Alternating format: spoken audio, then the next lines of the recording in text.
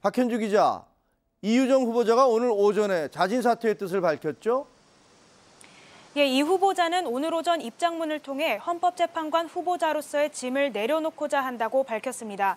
주식 투자를 통해 거액의 시세 차익을 얻은 데 대한 논란이 커지고 야권의 요구로 금융당국이 조사에 착수하겠다는 방침을 세우는 데 이르자 결국 사퇴의 뜻을 밝힌 겁니다.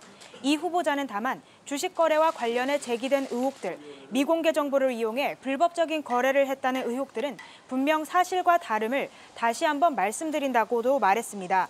물론 그러면서도 그런 의혹과 논란마저도 공직 후보자로서의 높은 도덕성을 기대하는 국민의 눈높이에 맞지 않았다는 점은 부인하기 어렵다며 다시 한번 사과의 말씀을 드린다고 밝혔습니다. 그렇군요. 그럼 청와대는 어떤 반응을 보이고 있습니까? 네, 청와대 고위 관계자는 이 후보자가 사퇴 의사를 밝힌 직후 기자들과 만나 안타까운 일이지만 존중한다라고 말을 했습니다. 이 관계자는 이유정 후보자가 주식 투자와 관련해 억울한 부분이 많은 것으로 안다며 그러나 논란이 제기됨에 따라 자진 사퇴를 결정한 만큼 존중할 수밖에 없다고 말했습니다. 이어 이 후보자가 사퇴했다고 해서 의혹을 인정했다는 건 결코 아니라고 말했습니다. 또 이 후보자의 사퇴 결정이 전적으로 본인의 의사임을 강조했는데요.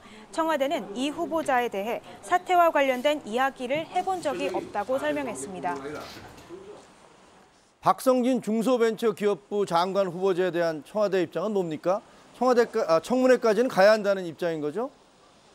예, 그렇습니다. 청와대 고위 관계자는 여러 의문 제기에도 불구하고 박 후보자가 중기부 장관으로서 임무를 수행하는 데는 지장이 없다고 판단한다 이렇게 설명했습니다.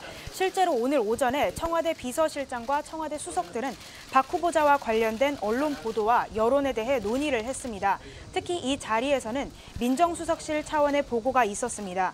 청와대 관계자는 민정수석실 보고의 요지는 주로 문제가 된 게 역사 인식이나 정체성과 관련된 것인데 문제 제기가 좀 과하다는 취지였다고 전달했습니다.